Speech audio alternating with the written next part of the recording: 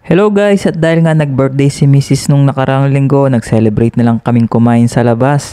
At dahil nga kapos sa budget, nilabas na lang namin yung mga bata at pupunta daw kami sa SM, kaya tuwang-tuwa sila, sinama pa namin yung dalawa namin pamangkin. At dahil nga bare months na, makakakita ka na ng napakaraming mga pailaw dito sa daanan sa San Fernando City, Pampanga. Dahil nga ito yung tinaguriang Lantern Capital of the Philippines. Ay Rogo, magkano kaya magagastos namin dito sa SM na to? O Facebook, 3 buwan muna akong di pinapasahod Pero okay lang, sige lang, enjoy lang lagi ang pagpo-post. Ginabing na nga kami ng dating dito sa SM kasi nga hinintay pa namin lumabas sa school itong anak naming dalaga. Dahil nga gabi na, syempre maghanap na kami ng makakainan. Birthday! SM lang!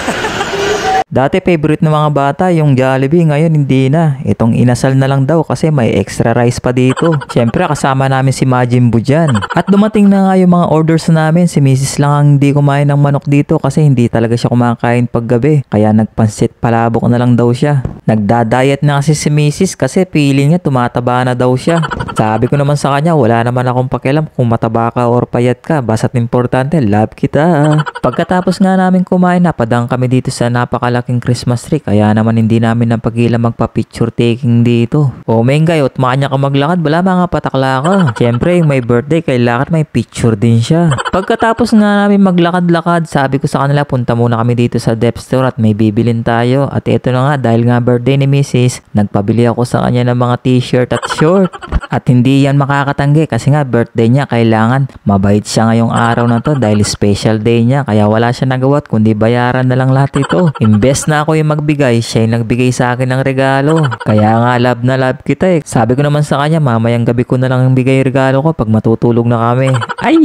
At ayun na nga, pinabigay ko dito sa aking pamangkin yung bayad para dito sa damit na nabili ko, nasa 2,300 pala. Pagbalik namin dito, yung isang pamangkin ko parang ayaw na maglakad, napapagod na daw siya. Pero nung sinabi kong pupunta na kami ng Skylands, ayun, biglang tumayo at ang bilis pa maglakad sa amin. Pinaprank namin siya, sabi namin ito na yung Skylands. Lumiit na yung Ferris wheel, ang sabi niya hindi daw yun yung Skylands, gusto niya daw yung pinakamalaking Ferris wheel at maraming ilaw. Bago nga kami makarating ng Skylands, nadaanan namin itong si Santa Claus at mga disenyo ng mga Christmas tree, kaya nagpa-picture ulit sila dito magpipinsan. Pagkatapos nga namin magpa-picture, dumiretso na kami dito sa Skylands. Tapos dito pa nagloko tong cellphone ko. Pagdating nga namin dito, ang sabi namin sasakay namin si Mengay dito sa carousel. Ang problema, ayaw niya palang sumakay dito sa carousel. Ang gusto niya pala dito sa mga roller coaster ang datingan. Ang kaso nga lang, hindi pa siya pwede doon dahil napakalit pa niya. Kaya nag-decide na lang kaming dito sumakay sa Field Runner. Hindi naman masyadong nakakatakot dito sumakay at pwedeng-pwede na may mga bata basta't meron lang kasamang mga adult. Ang naging problema naman nung magbabayad na kami dito sa ticket booth, bigla na lang lumakas yung ulan kaya hindi natuloy yung pagsakay namin.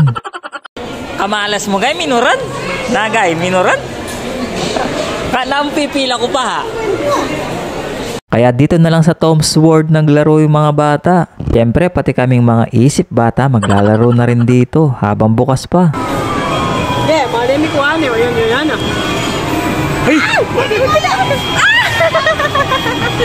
Pagkatapos kaming dalawa naman ng aking bunso, naglaro kami ng car race dito, hinamon niya ako. Akala siguro ni bunso, matatalo niya ako dito.